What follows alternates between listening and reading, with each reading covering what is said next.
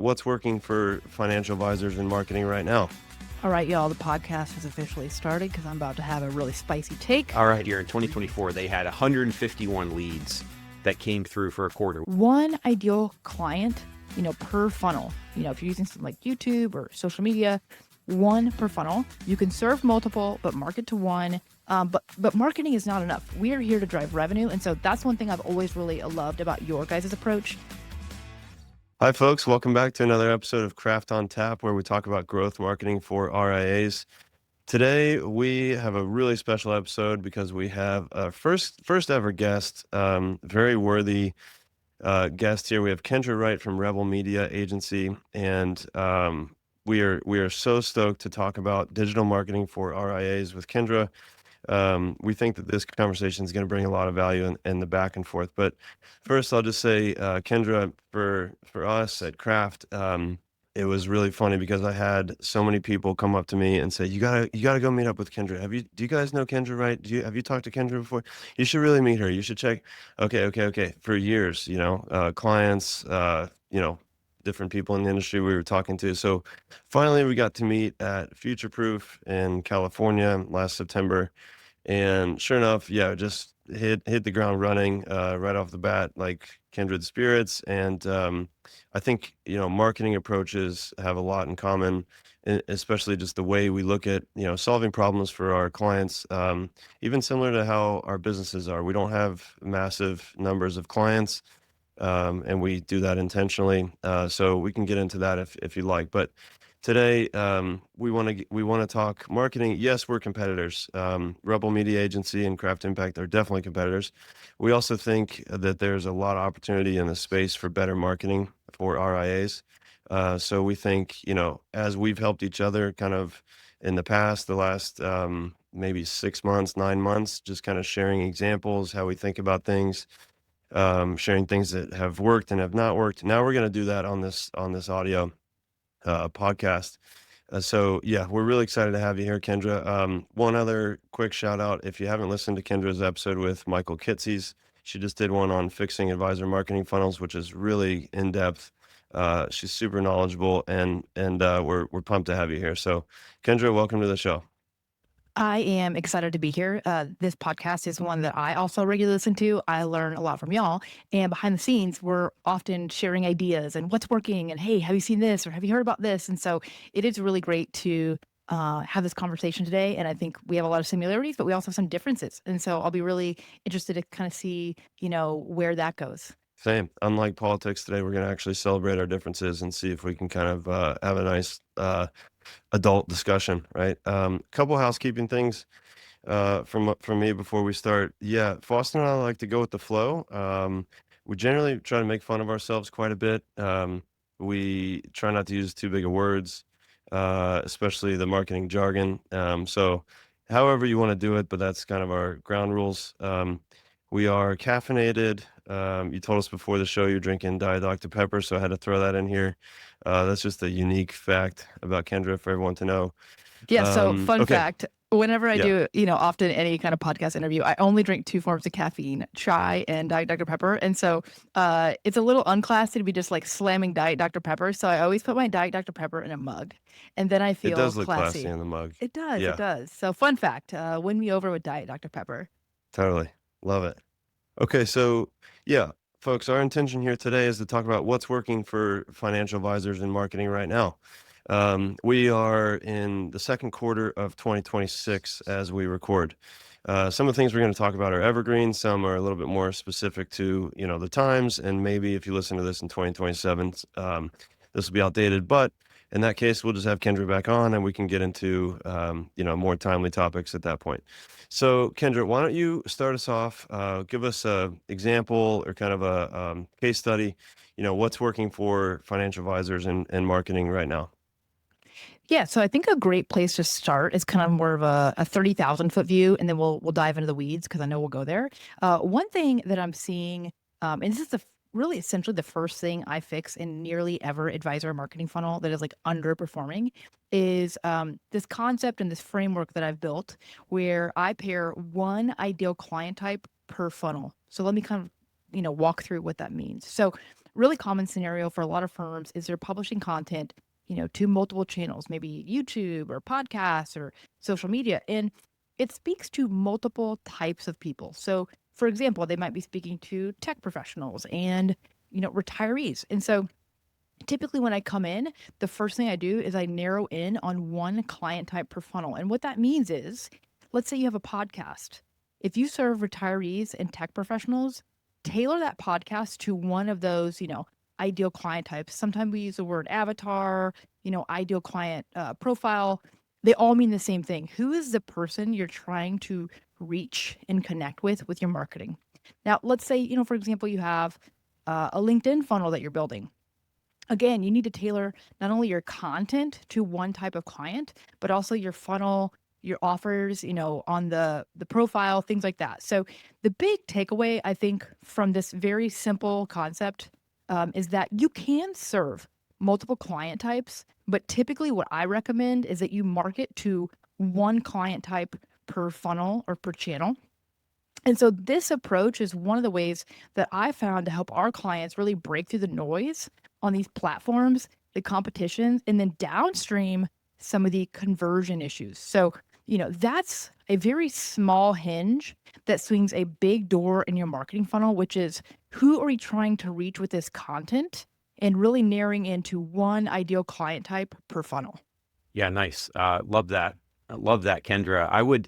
So just to clarify a little bit. So if somebody is posting, like you said, tech professionals and pre-retirees, if they're using LinkedIn to post content to both of those personas or avatars or ideal client types, just to whittle back, narrow down, and just focus on one.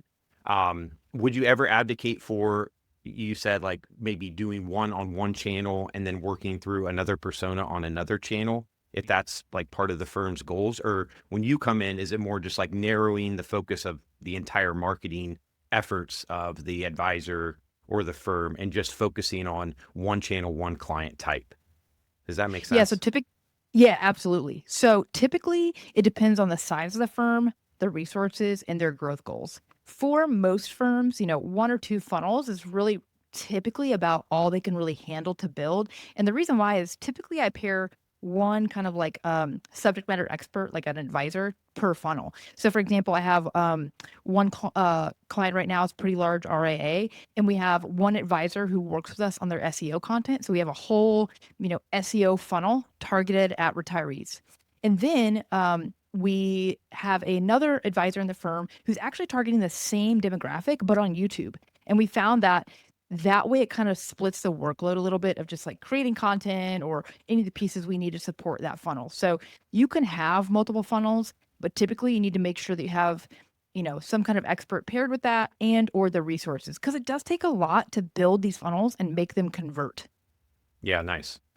Yeah, I really like that. I love the simplicity of what you're saying because it makes so much sense. And I think sometimes, Stephen, we talk a lot with our clients about trying to match up the audience with the channel, right? So like YouTube's a great example of a pre-retiree audience that it's like their number one, like all the analysis of anyone in that 55 to 65-year-old age bracket, like YouTube is their number one channel. So it makes perfect sense to line up pre-retiree content with that audience, right? And I do think sometimes, if you are a firm and you're posting across a number of different topics on that channel, it can confuse the algorithm a little bit. Your keywords when you're putting in your about section and everything are kind of like all over the map. And so you do get yourself in a situation where you don't necessarily take advantage and maximize the content that's being distributed, and so it makes perfect sense to sort of try to line up one audience with the best possible channel based on who's using that platform, right? So Stephen, we've talked about that a little bit, right? And just in like using client interviews as a way to sort of help validate what channel you're going to use and the audience and what they're saying about what channel they use, right? Yeah, for sure. I'd say, yeah, client interviews, usually we do those on the front end when we start off with a client. Yeah, just to learn. Of course, we're going to do messaging workshops and strategy, put together a full marketing strategy. It's really augmented or sometimes even heavily informed by the client interviews we do. So what we'll do is, and I think, Kendra, you might have a similar approach. We'll say, okay, give us the clients that you'd like to replicate your best from the personality perspective, but also demographic, psychographic information. Who do you want to replicate? Let's take those people and let's talk to them just one-on-one, straight up, just us. We're a relatively neutral third party. We're going to talk to you on 20, 30 minutes on the phone. And from those, we do learn a lot. Like you said, we'll learn, we will be guided in which channels they're actually using. Like, you just ask them, where do you get your information from? Where do you go, you know, for fun? Where's your water cooler, basically? Do you have any digital water coolers? And then what are the sources of that information? And then as kind of a bonus, yeah, of course, they give us a lot of good marketing ideas, so we can get to that later. But generally, if you just lend an ear to those kind of people and they want to help, the advisory firm, they will just start sharing, somewhat random ideas sometimes. And so we've come up with a lot of different tactics that we can bake into our marketing strategy following that. So yeah, I know, Kendra, you do that, I guess in a similar way, but also you've told me before you listen to your clients' sales calls with their permission, of course, to really Yeah. like get a understanding of like who their clients are, how they're serving them, where they see the most value. You can take that messaging that they're literally saying, that the real clients are actually saying, and bake it into your digital copy, wherever that is, social or website or email newsletters or all the above. And it helps inform. So anyhow, yeah, it's been a really insightful piece for us.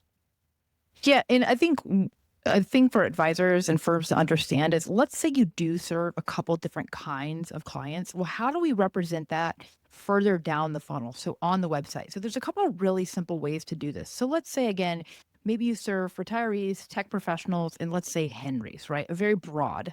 Now we could go a little deeper there, but I'm not going to get into nuance. So let's say you serve these three different types of clients. On your website, you can have a simple drop down that just says who we serve, and then you have individual pages for each of those client types. And then potentially on the homepage, you say, hey, we do our best work with A, B, and C. So then when you go out to something like YouTube or like LinkedIn and you're driving this, awareness for your firm and the problems you solve for people that they are excited to pay you for, and then they start poking around, maybe they find you on LinkedIn or YouTube, they start doing a little bit of research.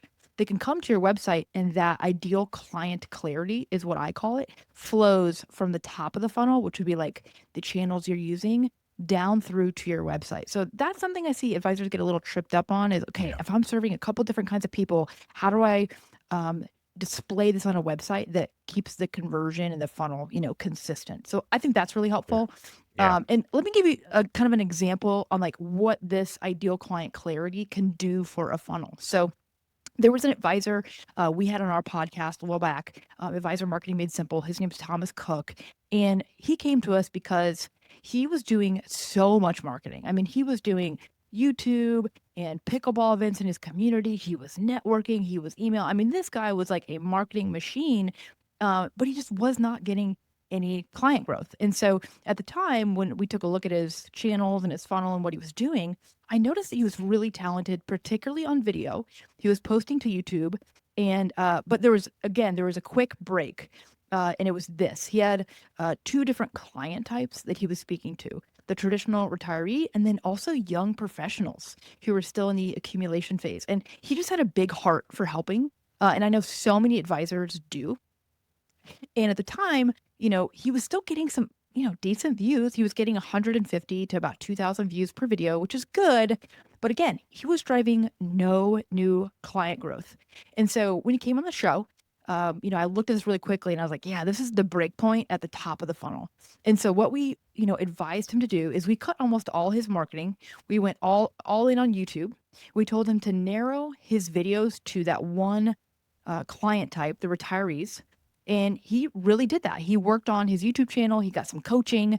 He got some support on some of the packaging and the thumbnails. They were already really good before, but he just really narrowed in that ideal client type and just really based all his content around that. So I spoke to him last year at XYPN in the fall of 2025.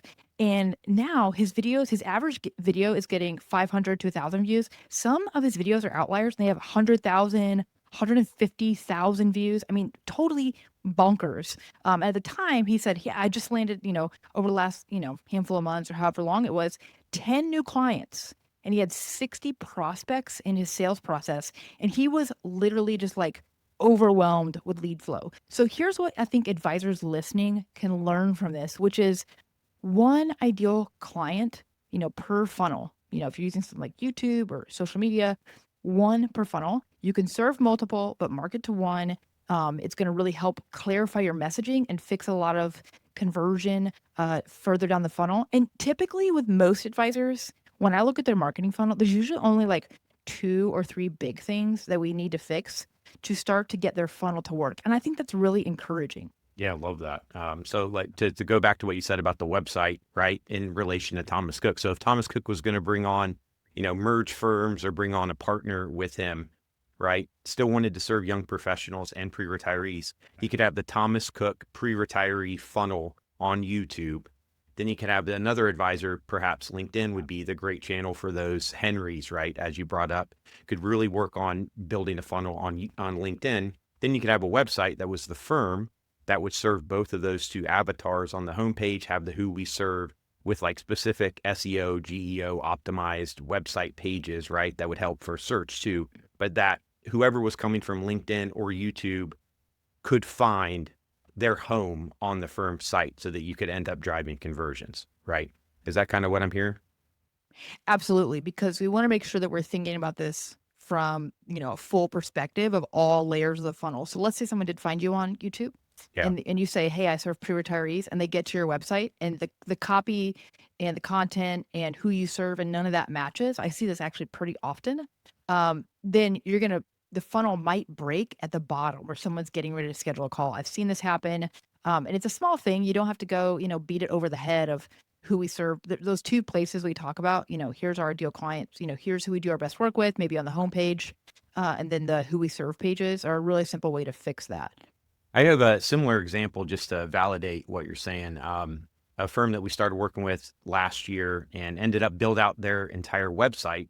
And they were sort of all over the place in terms of their marketing, right? Like they wanted corporate executives in the local area. Then they also liked pre-retirees, and then they wanted business owners, right? And so they were trying to go so many different directions because, to your point, Kendra, like so many advisors, firms have trouble sort of narrowing in, right? Because they don't want to leave anybody out. They don't want to possibly, ostracize a current client, or if somebody gets on their website and they're $2 million, $3 million lead, right? They don't want them to be disqualified. So they worry about that. But we did something similar in the sense of like, hey, it was 2 partners and we said, hey, you're the one partner, you focus in on pre-retirees, right? You focus in on YouTube content, and we're going to distribute and share some of the clips and whatnot across some other channels. So we have that omni-channel presence, but our main focus is going to be YouTube because it's a perfect alignment with the pre-retirees, right? Then the other partner, we said, hey, we're really going to hone in on LinkedIn and corporate executives, right? And you're going to post all to them. We feel that based on the executives that you're going after, and even like some director, manager roles that I haven't quite reached executives, but some of like the stock compensation topics and whatnot could still appeal to them. We think they're going to be on LinkedIn. Their companies are pushing LinkedIn. Like they're going to be the best to be LinkedIn, right? And so over that stretch, right, we've really seen a lot of impact in terms of leads, DMs driven on LinkedIn for the executives, and increase in YouTube views, just like you said, right, for this client that's driven a lot of discovery calls across the board. So anyway, I just wanted to validate that. I think that's start with the one advisor, one funnel, but then you can expand this out, like you said, depending on your resources, number of team members, how many different types of client types you want to go after. You can kind of apply it across the board like that. Yeah, absolutely. And I think it just it sharpens the messaging, and it just makes everything downstream kind of click into place a lot easier. And here's what I think is really encouraging is, these platforms that we're typically sharing content on, they want to put good content in front of, people. Like that's actually their goal, because their monetization strategy for most of them is ads. So you think about something like LinkedIn and YouTube, etc. Yeah. So if they want to put good content in front of the right people, they want your content to get seen. So if your content is not performing, there's ways to troubleshoot that. This is like the first thing I look at. It breaks almost every funnel is, who are we speaking to? And we're making it really, really clear. who that is and optimizing all the content for that. And so if, your content's not getting reach, this is typically a great first place to start. And then the only caveat I say with that is like podcasts at this point in time don't have algorithms. You have to be your own algorithm. So it doesn't apply as much there, but it does apply when you start looking at growing the show and getting on other podcasts and things like that. So this is a big one that you can fix in your funnel and have tremendous impact. Yeah, nice. Like the LinkedIn, like the Brew 360 algorithm, right? The way that it's working right now, where it uses AI to essentially like analyze your about section and then what you're posting to try to figure out who to best serve it up to. I was just reading something. I follow these LinkedIn gurus. I'm sure you do too, Kendra, that like are applying all these things across industries. And they're saying that like the average post now only gets to like 10% of your followers, which is so frustrating for us creators and us like agencies that are working with our clients. And the reason is it's trying to use this AI, this Brew 360 algorithm to serve more to suggested people based on who you're targeting. So it just validates what you're saying even more. Like post one thing on LinkedIn, post to one topic over and over again, and it's going to learn how to best serve to your target persona. Yeah, I actually read something yesterday about, how LinkedIn algorithms have shifted. And it was saying like now they're almost using like a cluster effect where it's just like, what does the content that you create? Is there a cluster, of expertise where, even without looking at profile and content, I can say like, hey, Kendra's expertise is advisor marketing, right? Yeah. And so I think, there's a lot to kind of dig in on just channel selection and how narrowing channel selection can also improve the funnel. But I think, dialing in here is a great place to start. Kendra, let me ask you, I don't want to put you on the spot. What do you feel about like, because I've seen a lot of, and we do this as well, but I've also seen a lot of people in the video marketing space that are, trying to get more advisors on video, for instance, and they advocate for like omni-channel sharing of clips, right? So like sharing short clips across different So I'm curious what you think about that. Like we like it because I feel like it can maximize long-term, like long form videos and like say, hey, you can get so much more. You can share on Instagram, you can share on LinkedIn, you can share on, YouTube Shorts, for instance. But it kind of is a little bit different than the one client per funnel model because you might be speaking to, a number of different audiences. So I'm curious how you feel about like short form clips as it relates to long form videos and sort of how you approach that with your clients. All right, y'all, the podcast has officially started because I'm about to have a really spicy take. All right, nice. Here we go. The DDP's kicked in and Yeah. Kendra's about to go off. Yeah, so my personal opinion is that repurposing is often a waste of time, Okay. money, and margin. Now, here's why. First off, it is to my benefit to charge a firm to cut their videos. In my opinion, it's a lot of labor, it's a lot of work to do it well. And I've done it for a handful of different firms. I see a lot of firms doing it, and I actually wish with like such depth of desire that for me this approach would work. But I haven't seen it work very well. And I think there's an element to this where each of these platforms have different algorithms, different packaging. Like, how do we put this content together and get it to perform? Yeah. Different approaches to build your following and your visibility. They're all so wildly different. And so, from my experience, that repurposing piece has not been a good use of time. For other people, if they can find a way to make that work, like, please email me because, oh my God, it is so frustrating to me. But typically, I tend to stray away from that. And the way that I think about something like video content is like, okay, what is the platform we are targeting? So, for example, YouTube. I saw an advisor the other day who was doing a short form video on Facebook and like doing some gangster work and driving really good Nice. conversions for new clients. And I was like, dang, like I hadn't even seen that. But typically, like I focus on, hey, what's the channel we're really targeting to drive lead flow? And I really focus on like maximizing the content there just because it's so much work. Like you and I were just chatting about how like LinkedIn has changed and like, Yeah. To me, it's challenging, but maybe some people out there have gotten some results on that. But I've struggled to see results on that. So typically my stance is I don't repurpose content because it feels like a waste of energy and time, but everybody's getting a different approach. Yeah, it's interesting. You're right. Like you definitely have to like, even from a copy perspective, you have to be very cognizant of each of the platforms. And so The video editing, you're right, is you save time and being able to clip it and share it. But in order to sort of like make it actually work, you'd be very cognizant of what you're posting on each platform. So it ends up sort of like taking you more time, taking the advisor's time and budget away. We have seen a lot of like success, like with YouTube Shorts, for instance. So like if they are driving a funnel based on pre-retirees for YouTube, right, and they share shorts that are from the longer form videos, we have seen some success in driving higher subscriber rates and also just overall views, although the views are, sometimes more of a vanity metric than anything else. But there are opportunities, I think, if you stay within the lines of like what you're talking about, one avatar, one persona, to get the repurposing Mhm. route. And you're right, like you definitely do have to do a lot of work to get the repurposed video to work and actually have an impact, or else you just end up posting the same clip across everything and it just doesn't get the number of views that you want, or it doesn't drive any sort of impact that actually leads to leads, to your point. Yeah. Yeah, and I've seen What a I'm few like video specific agencies who are repurposing, and Yeah. they're claiming that that's getting results, and that's awesome. I mean, if it is, like, that's killer. I just haven't had that experience.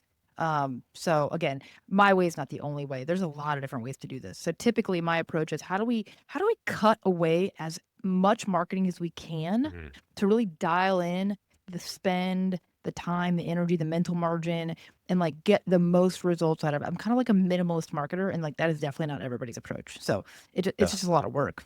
I think it'd be easy if budget was unlimited, right?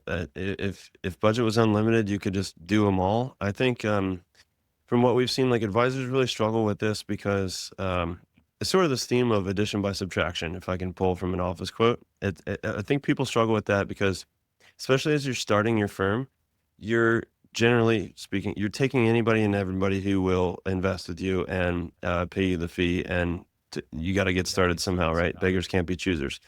Then as you grow and you get to the levels of firms that more so we're working with, that we're talking about here today, 300 million, 400 million, 500 million and up, then it starts to make a lot more sense to cut, like you're saying, Kendra, like you're advocating for, like cutting. I think I would say also this is where a clear marketing strategy that gets updated on a regular basis, however that is monthly, we do it quarterly, could be even, you could argue, for 6 months. That clarity to me feels like oxygen to everybody in the room. It's like, if you don't have it, we're all kind of on different pages. Should we do this? Should we do that? Should we chase this? Should we chase that? We're getting these, YouTube short views, but we're not getting leads. We're getting Instagram hits, impressions. We're not getting leads. What should we do? It's just, that's where a marketing plan that's documented really has a lot of value, I think. And so I do think our clients, and I'm assuming your clients, they pay you for that as well, because it gives clarity to everybody in the room. And then you start to save energy, or just you use your energy on the things that you've all agreed on, and then you can come back to it 3 months from now, 6 months from now, whatever it is. It's not, you're not, stuck in it forever. It's not in stone. But I do think one last thought on this is, we talk about funnels, like Kendra, you talk about funnels really, really eloquently and intelligently. We also started calling it, I started calling it a pinball machine, like the way that prospects get in touch and then go through kind of the process, like the funnel, the journey, whatever the marketing lingo is, the client journey, to then eventually book a call and then eventually become a client. There's so many different places people can go on the internet now. We've mentioned a lot of them here today. All the social profiles. Even Reddit was a spot for a minute where people were kind of finding our clients. So it is tricky because I do agree that you need to cut and you have to lay it out into a clear plan. There's also areas where I see firms that are just posting stuff, and it's almost just to show a pulse. Like, if somebody does want to check them out on whatever their Facebook post and make sure that they have a pulse. It's Now, how do you like justify that in terms of spend? It's really hard to do unless you're a big firm and you have a lot of money to spend, which is pretty rare. So anyhow, I just add that because I think it is really smart to cut. It can be hard to do that. I think you do it over time, and I think you do it by laying out a clear plan and then kind of revisiting that, because nothing's set in stone. These moves that we're talking about are kind of extreme to some people, like Thomas Cook, like going all in. Like going all in is an extreme thing to a lot of advisors, especially if they have, multiple mouths to feed with, business development. So anyhow, it's really good stuff. Yeah, a couple things I'd add to that real quickly before we move on. Number one is, despite like size of firm, ironically, some of these larger firms come to me and I'm still unwinding some of the problems that, smaller firms see, like this ideal client clarity, one per funnel. I see that across like every level of assets. And so it's a prevalent problem that I see. And then the other thing I would add is, when we think about marketing, plans, part of what I put in the strategies I build is what I call non-goals. What are we deciding as a team right now that we are not going to pursue? And I get buy-in from stakeholders, and we have some pretty, challenging discussions on like, hey, we would love to do this marketing channel. And I'm like, yeah, but we don't actually have the capacity to do that. And there's no funnel built there. Whereas maybe we have something, converting over here, or, hey, we'd like to add this additional client type to target. I'm like, great. We don't actually have a platform or funnel built. So we're building from the ground up. So part of your marketing strategy can also be the non-goal, and that doesn't mean no forever. It just means not now. So that's one way that, I've worked with our clients to just kind of like test those focus and, that guardrails, but it is hard. I mean, it's like counterintuitive. And I think focus is a competitive advantage, but it is hard to do. Big time. All right, I'm gonna keep us moving then. If I had to sum that up, that what we just talked about, I would say maybe addition by subtraction, and client persona specific funnels. Those are things that are working. We talked specifically about YouTube, and we've both seen that drive not just impressions or views, but real qualified leads. Awesome. So let's go another example. What's working in marketing right now? Let's talk about the call booking process. This is a big topic. So, when somebody hits the contact us page or the schedule a meeting page, or the direct Calendly link, talk about that, Kendra. Like, what have you seen that's working well? What have you learned from, and then what have you moved your clients into, related to the booking process?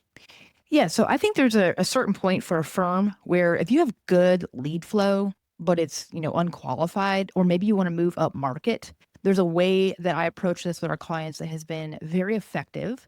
And we design kind of what I'm calling like a right fit call booking process. Now, I think the disclaimer here is like, this is not a good fit if you're a newer firm or you have low lead flow. Like, you want those at bats. You don't want to add friction to your call booking form. But here's how it works. So let's say you're getting, a pretty large inflow of call booking, appointments, and they're underqualified. You can use a tool with logic abilities. Examples might be, jot form or type form. And essentially what happens is through the normal call booking process, you add a couple questions that are qualifying questions. So what that means is, you ask your standard questions, and then you also ask, what's your annual income? What are your assets? And we don't ask those questions like straight out of the gate. We bury those questions in the flow of normal questions because it feels a little douchey to just be like, how much money do you have?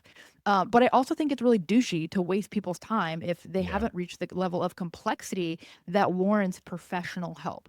And so if they are qualified when they go through this process, and for each of our clients, we determine, what does qualified look like? Is it assets? Is it income? Is it a combination of both? And we just build these forms that if they're qualified, they can schedule like normal. Now, if they're unqualified through this process, let's say their assets are under what you typically serve your minimum, then we just redirect them to a thank you page. And it's really simple. They don't get any access to book with you. And we just say, hey, it looks like you might not be at the complexity level that warrants our help right now. But here's a couple other resources that might be really useful to you. So then we link up something like NATFA, fee only, etc. And for most advisors, and I see this across every size of firm, they let anybody on their calendar. But when marketing starts to work, or you have too many unqualified leads, this can be a really big drain on your team and your time. And I think kind of a bonus to this process for our clients is I build in like source tracking abilities. So I just ask like, hey, how'd you hear about us? And then I list their marketing channels. Now, if an advisor is doing a lot of growth through one channel, let's say, for example, like YouTube or a podcast, and they really have focused their efforts, source tracking is really not needed. Like you're going to kind of know, hey, this person probably found me through the podcast. But if you're, a larger firm with multiple sources, this can be really helpful. So for our clients, as we go through the year or at the end of the year, I look at, okay, we have these leads coming in and how many of them, what sources are they coming from and who's qualified? So last year I was able to tell one of our clients like, hey, we have leads coming in from this source, but they're actually not qualified. Here's where the most qualified leads are coming through by source. So if you do have multiple funnels, multiple channels that you're really spending serious time and money to build, this can be really effective. Faustin, before you add on to that, I love the approach. I've said to people before, we try to stay as close to the revenue as possible as marketers. That's part of what you and I hit it off about. Just we're not just marketing for marketing's sake. There's going to be operational marketing, I would call it, where you just have to produce collateral or redo the PowerPoint or whatever it may be. But for the majority of the cases with our clients, they hire us so that they can grow organically. And if we're doing our job marketing wise, that means we're really close to business development. That means we have access to their CRM, or at least we get reports from them. We get regular update. We meet with our clients weekly. We ask them, right? Like what are the new leads? How do they find us? Let's go through those. And then, what's happening with them? How can we support that kind of thing? You're saying the same thing. So it's not new, but I just think that's really, really important because yeah, otherwise, you're just draining a lot of time. We've done it before. We're guilty of this. Like, no problem, hand up. When we first got into this industry, we started generating Facebook leads and driving them to a webinar that our client was doing, and we were patting ourselves on the back saying, "Oh my God, we're crushing it. We've generated all these leads. We got the cost per lead down to $35. We got the, cost per client to this and that." And then what we figured out is half the people were from India, or they were students from Pakistan, or they were in debt. So it's like, okay, well, so much for that. We just spent all this time and effort. We built all the campaigns. We spent the ads. We paid money to Facebook, and it's just junk. So just cut it. And once we did that, then we were able to focus. Like what you're saying, the focus is really valuable if you can do that. So following it all the way through, and having this, there's no marketing sales silo. Like there's those two departments, if you will, should be fully in alignment. And I know you do the same thing. We really try to insert ourselves into that process with our clients, and I think everyone benefits from it. So yeah, I just wanted to validate your thoughts on that. Yeah, and I think I've seen like this recent report. I can't remember what it was. I think it was a Catchlight study about different levels of marketers, and I think it was like level 3 or 4. Like the more advanced marketers don't just stop at the marketing side. Like they move into the sales side and they say, "Hey, we booked these calls. Are they qualified? Are they closing?" I think, other marketers might just stop at marketing. And for a long time, that's kind of where I was. I just, hey, we're getting leads. This is working. But, what I've come to learn over time is that, I am hired to drive revenue for these businesses and help them find amazing people they can help. I just happen to do that through marketing. In the same way that I think advisors are hired to, reduce the stress and the quality of their clients' lives and to create bucket list memories and security and safety and family harmony with money. They just happen to do that through financial planning. So I think the way that you and I, and what is very different about how we approach marketing, is we go all the way down the funnel. Like I'm not just looking at, did we schedule a call, but were they qualified and did they close, and what can we learn from that? And it's, to be honest, it is hard to do. It is a lot of work. It's a lot of effort. It's a lot of attention. But marketing is not enough. We are here to drive revenue. And so that's one thing I've always really loved about your guys' approach to thinking about marketing is, okay, Garrett, we're doing this marketing, but what's the revenue impact on the business? We got a love fest going on here, folks. This is great. We both love each other's approach, our methodology. Faustin, can you talk a little bit about, I know we've got this story to tell about specifically with the form to Yeah. schedule or to contact us. Well, So just talk about what we did and what the results were yeah, there. I think my big takeaway from Kendra's point here on the contact form is just you got to make sure that you're aware of exactly what you're asking, and there are some opportunities sometimes to experiment, right? Like you may be over pressuring people in terms of what the form says, where you're like turning away qualified leads too, right? So I hear what you're saying, Kendra, about wanting to narrow down if you're getting all these leads that are coming in, but it could also be the flip direction. So you just have to be aware of what you're like. We just went into a client's type form that followed a very similar routing system that what you're talking about, Kendra. And we realized, like, from looking at the insights, that everyone was dropping off at like the second question because we were doing exactly what you were saying, the douchey move of asking for their assets way too early. And we hadn't gotten them far enough advanced, right, in the way that we sort of like warmed them up and prepped them to go from question to question. And they were dropping off right there. And just one little tweak of moving that to the end, right before we got their email address and their contact information, increased our conversion rates by like 35% on the form. So I hear you, like, in terms of just making sure that you are willing to sort of like look in a lot of like strategic detail at what the form is asking. Another example just pops up, because I know you got a really good case study, is last year for a client that we had. The previous year in 2024, they had 151 leads that came through for a quarter, which is great, right? Like, that's awesome lead flow. Like, if all of our clients were getting 151 leads a quarter, I'd be super jazzed. And we looked at the lead form at the beginning of last year and said, hey, we're asking this 7,000, like we're sort of saying like the minimum is 7,000. So we were like qualifying there, right, with the price right on the form. We just took that off and we doubled the number of leads for the quarter, right? And to your point, Kendra, like, there were more unqualified leads that came in as a result of taking off that question, but we ended up closing 20% more clients and ended up generating more revenue. And they were actually able to get like some of their other advisors involved in the sales process as a result of the influx of leads.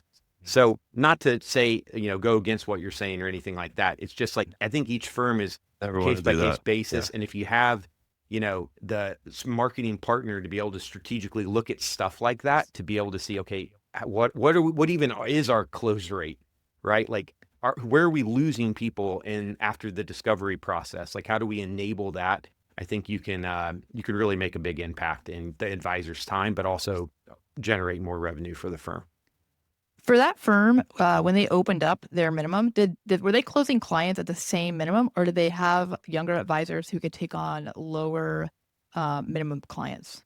Yeah, so their plan overall, like what they were hoping to move towards, was to have their lower advisor, because they had the CEO, like co-CEO, co-founder of the firm, and then their managing partner that were handling all the sales calls. And their plan was eventually to get two of the junior level people involved in the calls. And when we took off the minimum, that just like expedited their initial plan. And so, yes, I think the way they handled it is they sort of just split it up initially, but then once we had, let me backtrack. We had a question on there about their assets. So we were able to qualify and like say, okay, somebody at the $500,000 to $750,000 level, you're going to go to the junior advisor. Someone at the $1.5 million, $2 million, $5 million level, you're going to go to more of the managing partner. So we're able to sort of distribute and focus that way, because we had that as another question.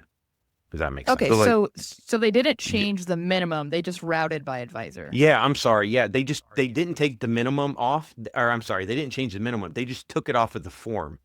That's literally all they did, and doubled their number of. Well, they were working with Craft Impact. That's what I like to remind them, that they were working with Craft Impact at the same time when they doubled all their leads. But yeah, that was like the big catalyst, I would say, is just we removed that friction on the form. And just by removing the friction, we did get more unqualified people, but it ended up generating more revenue.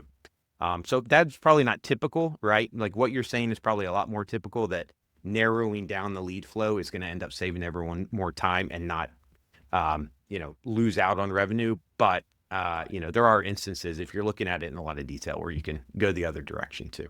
Yeah, totally. And I think couple things you can look at. One is if you have your call booking form on a standard like solo page, you can look at the number of traffic that hits that page to get a good idea there. And then also, like you said, the statistics and the stats within the form. And again, you just got to test, because every firm is like, there's trends that we see that are unique. I mean, that are common.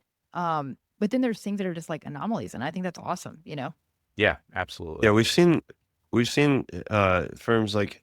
So one thing to add to what Faustin was saying. So I think in that case, they had some younger junior advisors that were looking to get more involved in the business development side of things. So for their practice overall, as part of their, I don't want to call it succession planning, but their growth, right, in the way that they were managing their practice involved training junior advisors to have this kind of business development skill, and they needed more at bats. They got more at bats. Yes, a lot of them were unqualified, but they, like Faustin said, they still increased their revenue 20%. So it's like net, that Yeah. works out. Everyone's happy. It's not taking the founder or the owner's time. It's Yeah. actually taking them less time. They're only meeting with this higher echelon of prospects. And then the younger guys are talking to the folks on the phone about, their services. They're not closing as much, but they're getting at bats, and then they use it as training. So again, it just depends on the firm. Yeah, a lot of, I think that's more rare.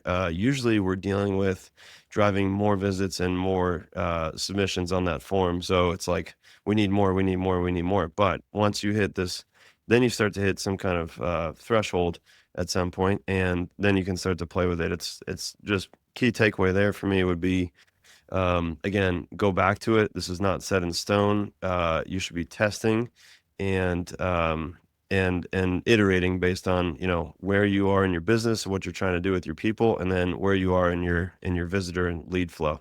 Yeah, 100%. Especially if I think two things are consistent here. One, if you have advisor capacity, that's a piece of this that can change the approach. And then also, like, if they were going down market, it could make sense to open that up. It sounds like they were staying in the same minimum, which is great.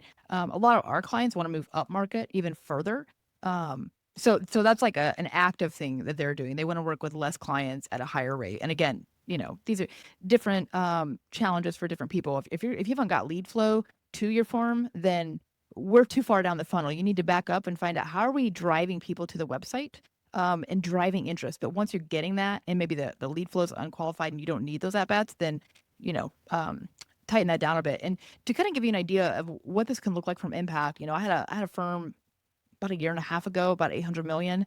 They were getting 170 prospect calls per year, but they were only closing about 17%, so about 30 clients or so. And this was really demanding for their team. So they were in that sweet spot of, hey, we're getting a lot of leads, but we just have this, so many of them are unqualified. And so we built the same process for them. And last year we removed, because also, as we started to build their marketing, and it also drove a lot more lead flow, we removed over 100 unqualified leads from their calendar, and we added an additional $160,000 in revenue that year. And their average client value went up about $2,800. So they closed, a handful of clients more, but they were much higher revenue, and it was less stress on the team. And I remember at one point, the client even said to me, like, this is one of the most powerful things we have done with you, because our team would be just like completely under the bus right now. We could not handle this amount of lead flow because we were talking to so many people. And so I think what advisors listening can learn here is just, when marketing starts working, you can add friction to the process. And also, don't just pay attention to new clients, but the average value per client. I think that's really important when we start thinking about, profit, moving up market, things like that. Yeah. No, I love that example. I love the details and the data that you pulled in. I appreciate the way you think, Kendra, because you're thinking a lot of the advisor's time as money, right? Which is not typically how all marketers would think. How important and valuable. It reminds me of the Kitsy study that I'm excited for, the 2026 study that's coming out, the new marketing study. But that was something that they talked about again and again in the 2024 edition, of just how important advisors' time is to this entire equation. You think about marketing spend, some people think about marketing spend just like number of dollars spent on paid ads, right? Or how much they're going to pay the marketing agency. They don't always think about it like how much the team is going to have to invest where they could be doing other stuff, right? Or where they could be servicing clients. So anyway, I just love the way that you're thinking about it and approaching that. And yeah, I'm sure the team was thrilled to take those 100 unqualified leads off the calendar. I know the calls with the people in different countries that we were responsible for driving early on with some of our clients.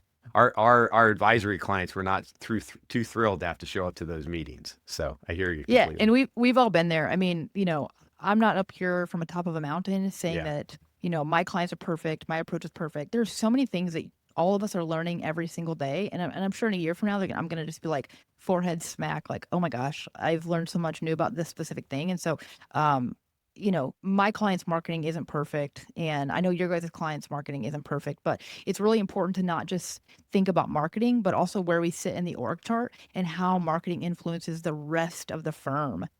So yeah, team bandwidth, timing, qualification, the fact that these advisors have so much more to do than marketing. Like there's a lot Yeah. on their plates. So, I've shared a couple examples here, Faustin. Where would you like to go next? Yeah. So just a quick example, just to validate what you're talking about. So we had a client that we started with at the beginning of last year, and they already had like the type form system that you're talking about, right? Where they qualify, but they had a $500,000 asset minimum. And we had a lot of success with them last year. I think their annual goal was 25 million in net new assets, and they hit over 50.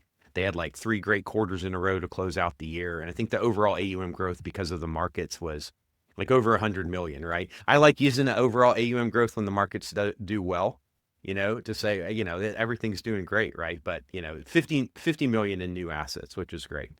But now this quarter is very interesting. It's doing exactly like what you're talking about. We raised the level to 750,000, right? So we made a range of 750,000 to 1.5 million, and those are getting distributed to a junior advisor that they're trying to promote, right? So the 2 partners that we're working with, they're like, hey, we got to get this individual up and running with some sales calls experience. So they raise the minimum, and anytime the minimum is raised for me as a marketer, I'm like, oh, okay, we're going to get less discovery calls. Let's just make sure that happens. But we're feeding it to the junior advisor now, and then they're actually like filtering out because of the way that the firm wanted to do it. 750,000 to 1.5 million. If they're less than 5 years out of retirement, they don't even want to work with them either. So they're turning them away. As well, with a nice form of some suggestions about where to go next. So it's interesting to look at Q1. We had a lot fewer discovery calls, as you can imagine, exactly like what you're saying. But the average client that we closed jumped from 1.1 million to 3.3 million, right? And so we actually cleared higher than 20 million in the first quarter of net new assets with fewer discovery calls, fewer work on the advisor. So exactly like kind of what you're saying. Right. It made me nervous as a marketer, to be honest with you. Anytime you make it more, I'm like, less calls, but took a lot less time on their plate, and we ended up generating more revenue for the firm. So just wanted to share that as, an example that kind of validates what you're talking about. Yeah, definitely. Yeah, I we're was like, wait, feeling hold on, nervous. you guys can't turn away calls. This is insane. Please don't do that. Please don't do that. And they're like, no, no.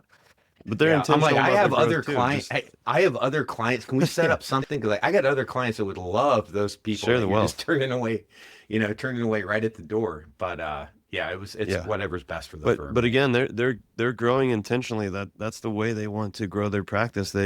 One of those advisors going forward only wants to work with people who are philanthropy focused or philanthropy centric, which I think is really cool. If you build this, I think like this has taken a little while for them to build. They've put a lot of work into it. They've hired us. They've spent a lot of money on it, etc. But it is possible to then design it, design your practice around what you want for your life, really. And so they're kind of living proof that they're doing it. All right, awesome. Do you guys want to get into referrals as icing on the cake, as Kendra calls it, or referrals as a core marketing strategy? Do you guys want to go down this road? This might be a little spicy. So something that we say is working, right, and something we wanted to get Kendra's opinion on is we do a lot of our work sort of focusing on our clients, right? And so what we say is, a lot of firms are built upon referrals, right? On the foundation of referrals. Starts off, it compounds, right? And the firm grows to a point where they're ready to partner with someone like us, right? That can help them with their marketing.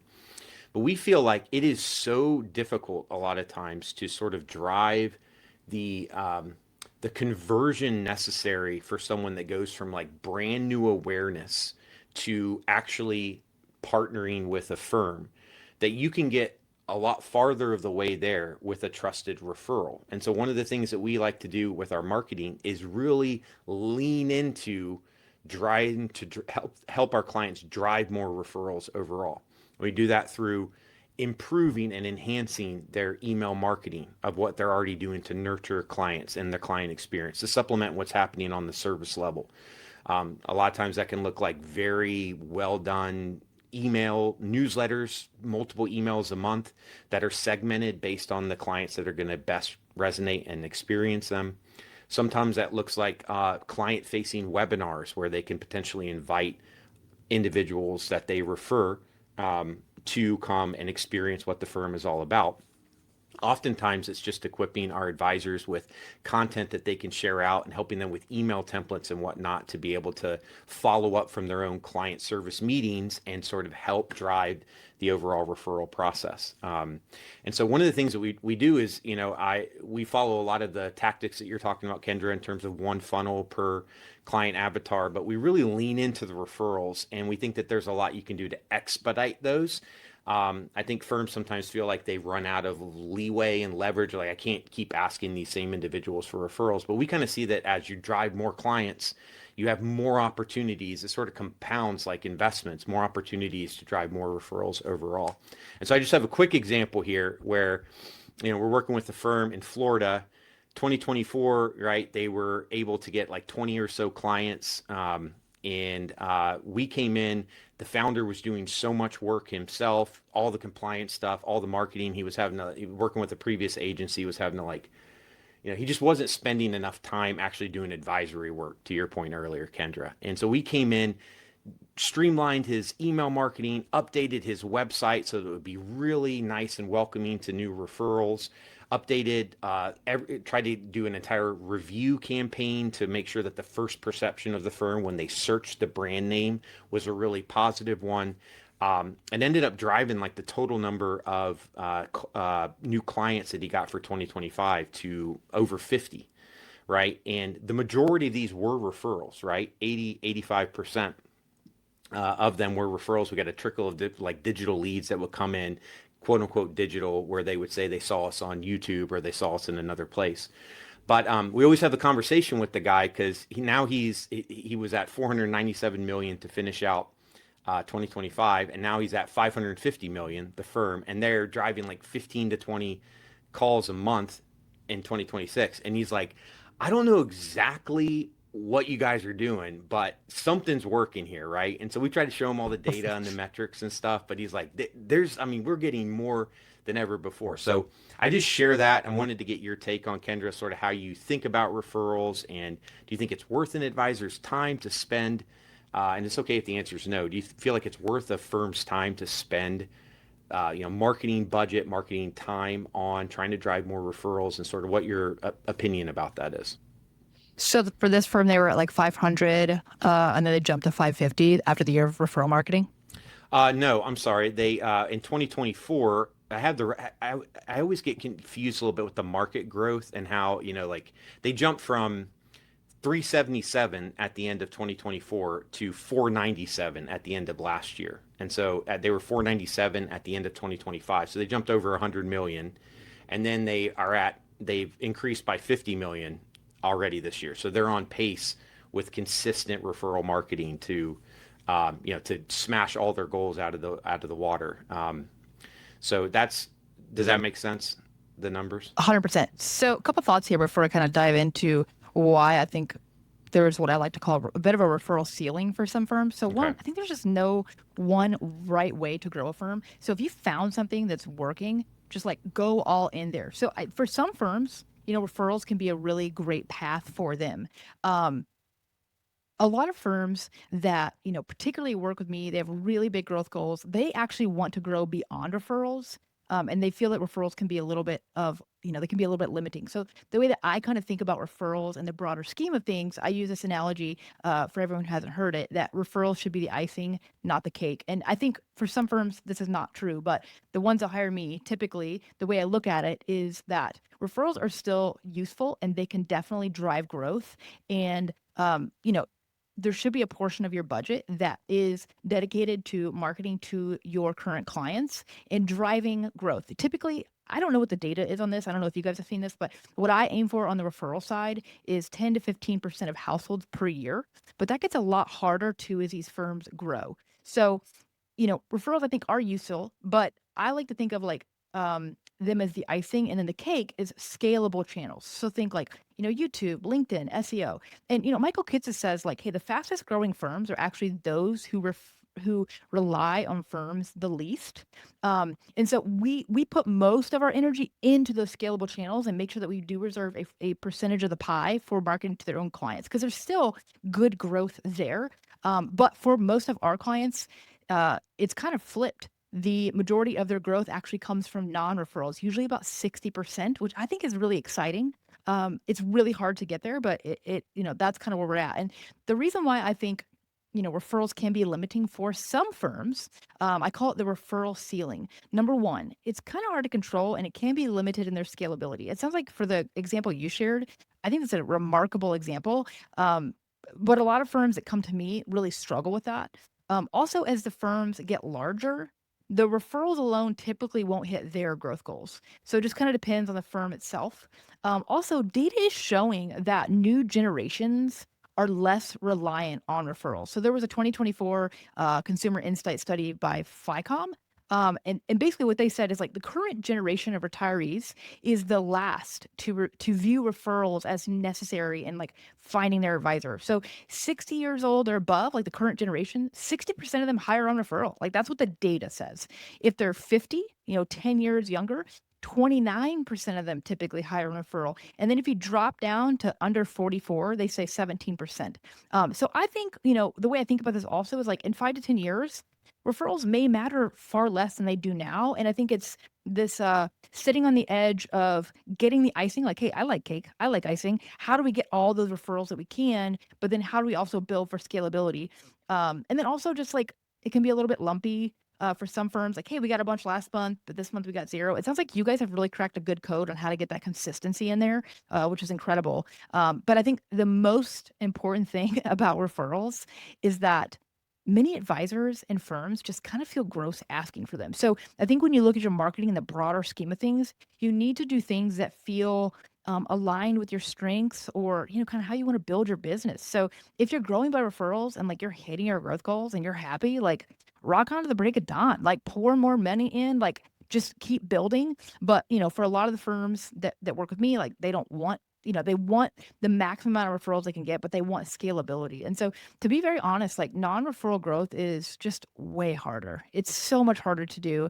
And that's why I think, some of the things we started with here is like, we got to get that clarity through the funnel. We've got to narrow our channels. There's a lot of pieces to that. And so, what you guys are doing sounds incredible. Like, I'm really impressed. I took a couple notes over here, if there's anything that we can add, but yeah, I think it can be, a good fit for some firms. Typically the firms that hire me, like the thing they say on the first call is like, yeah, like we get referrals, but they're unpredictable. And we just want to grow beyond that. We don't want to keep tapping our local, kind of network and our advisors network. What do you guys see on that? Are they just way more open to that on the referral side? Well, I was going to add to this. So we've worked with a few different referral coaches, brought them in, and we've learned a lot from these folks. So like they follow a pretty similar methodology across the referral coaches that we've seen. Step one, talk with your clients. You gotta just reach out to them. It's revolutionary to some, but some practices really don't talk to their clients that often, and give them an ear. Just say, hey, what could we be doing better? How are things going? Give me that kind of thing. Make sure that they're thrilled with the service. Step two, make sure that they're educated. I think you touched on this. Clients feel icky about asking for referrals, or they don't know how, that kind of. So this is a really important step, educating them on, what you're doing and who you're doing it for and what you're looking for, like how many new clients you're looking for and what they look like and how you could potentially help.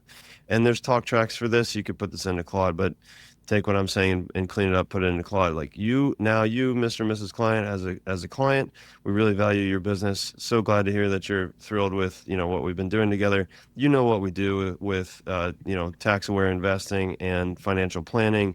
What we do with helping your children. We want to get more into this and that. So, if there's anybody in your network that would be a good fit for our services, like we'd love an introduction, and I can queue you up for that if you would like, just something like that. That's basically what the referral coaches push, and it's great. It's not salesy. Like people people have gone through the Northwestern Mutual training where they beat them over the head and they have like PTSD from this type of stuff. And I've talked with a lot of advisors that are like, actually the one that Faustin's talking about, former Northwestern Mutual guy. So there's some sensitivity there, and I fully get that. But I think what we're saying is, from the we can augment this from the marketing side if we really focus on educating your clients, if we focus on client communication, if we focus on not being pushy, but giving them the type of content that we know that they're interested in. What's going to happen? Like one of three things: more referrals are going to happen, really without you even asking. More consolidations happen, and more deeper wallet share happens. We've seen all three. So and if you're not measuring the difference of those three, that would be a big step to take with CRM reporting. But, if somebody comes to us and says, hey, I need to grow 100 million in the next year, I need to do it as soon as possible. Like, what would you do? I would say, cool, we're going to set up your platforms for where your ideal personas are, but really we're going to spend a lot of time thinking about your clients and the education that you're providing, the communications you're providing to them. We're going to start there, because to us, that's like the most effective, efficient way to grow. I know that to grow organically.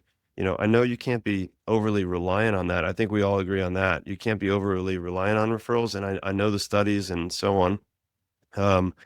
And I know younger generations, but you're telling me like somebody with $3 million 5 years from now is going to be, they're not going to go first to the humans around them and, ask them who they're working with and what they like and who they're satisfied with and that kind of stuff. Like that's still going to happen. So I think for us, we're trying to blend these two things, what we call like referral marketing or client marketing, and, kind of marketing to strangers, which is taking somebody from the internet and taking them through the 100 steps they need to go through to become qualified, to really educate themselves about your business, to start seeing who you are as a person, and then book a call, and then, go through the process and go all the way through with it. It is a lot, like you said, it's a lot of work. It takes 100 steps versus sometimes 5, So anyhow, I think there's a blend there. And I know that's what the trends are saying, but for us, yeah, we've just found a lot of success, like focusing on the clients. Now, if you only have 40 clients, that's a different story. There's only so much you can do. You can't, if the well isn't very deep, you can't really tap it that many times. If you have hundreds of clients, there's a lot of really good opportunities there that are kind of low level marketing lifts. To be honest, they're not that hard. Segmented email marketing is not rocket science. It's really a fundamental piece, for good organic marketing. So anyhow, yeah. Yeah, I think that brings up something that's really important to acknowledge is what I call the marketing runway. And what that means is how quickly do you need your marketing to work? So depending on how quickly you need new revenue, it can carve out and disqualify many channels. Now, let's say you need your marketing to work, ASAP. You need to see results from revenue. I 100% agree with you. Go straight to your client referrals, maybe even COI. And the reason why is there's a transfer of trust that's already built in. But if you have, a base of growth coming in through referrals, and you want to scale up above that, or you're just tired of tapping out your network, then I think scalable approaches, like some of the channels we've talked about here, can be a great thing to build towards. But I definitely think, there is a place in the process for referral marketing. The key thing you have to remember is it has to be a systematized approach. It's not just like shooting from the hip. I think with the example you shared in the script, I love that because it's very casual. And I think a great, an example of a systemized approach is you train your team. Hey, whenever we get a big win for a client, hey, just remind them, here's how we approach that. Hey, here's who we help. If anyone, the exact way that you walked through there. So you've got to find these consistent touch points and building out a scalable process. And, there's a bunch of different ways to do that. But yeah, I think referral growth can be great for some firms, can be limiting for others. And it all really comes down to like, how do you want to build your firm? Because I think your guys' example is incredible. The clients I work with, they're just like, hey, we're over that. Like we want to get that revenue, but we're exhausted there, Yeah. Yeah, well, a system piece. That's so well said, Kendra. I love that because you're right. Like you need a system, a plan, right, of exactly like what you're trying to do. I do think sometimes referral marketing gets sort of the bad rap at like you said, just shooting from the hip. Like we're just going to send out some emails, right? And just expect it to happen. And I'm definitely not advocating for that. I'm advocating for a very like well thought through plan of exactly what we're sharing at what points based on research that we're doing and, a combination of efforts, a systematized approach to like the client meetings themselves from a service end, but also how we can complement it with marketing. So I only think like it's only possible if you do all those things well, to your point. And you can actually have like KPIs to measure. You're not just, looking back every quarter and being like, oh, we're doing great, with the number of emails that are sent and everything like that. So I think that's well said. Kendra, so great having you on here. Where can people get in touch? Okay, I know you've done a podcast. You did how many? You did 50 some episodes with Taylor Schulte. Ever heard of him? And people can find you on there and really get some even deeper insights in what we went through today.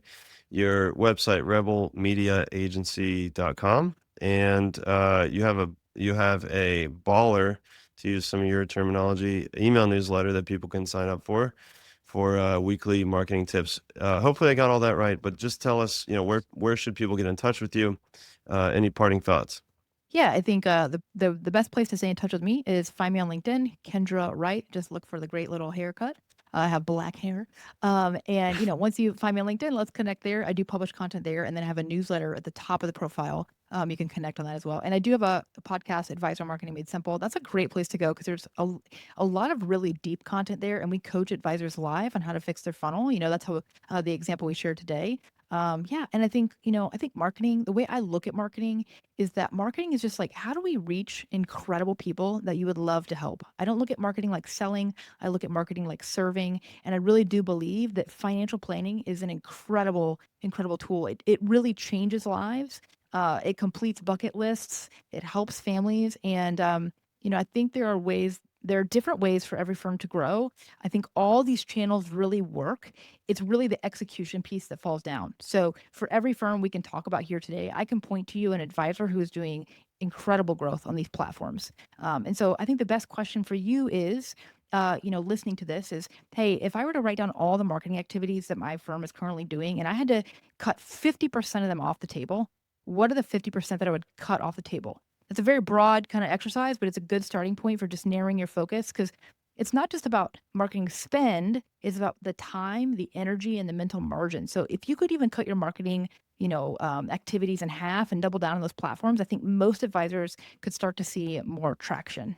I love that as a thought exercise, or hopefully a real exercise that people actually go through. One other thing I'll say, we were just on a call with a new client a couple weeks ago, and I think all of us started tearing up from the story that he was sharing. It was, like you said, it's really powerful. It does change lives. So for us, yeah, we're grateful to be kind of close to it, via our clients. Some of these stories are just incredible. And yes, also, what we're trying to do, I think, similar to you, is save our clients time, like take things off of their plate, and help them be the best advisors they can be, help them be the business owners that they want to be. So again, thanks for joining us today, Kendra. That was awesome. If you are listening to this and you like the show, please subscribe and leave us a 5-star rating. You can get in touch, craftimpact.com, and we'll be back with more content soon. Thank you so much.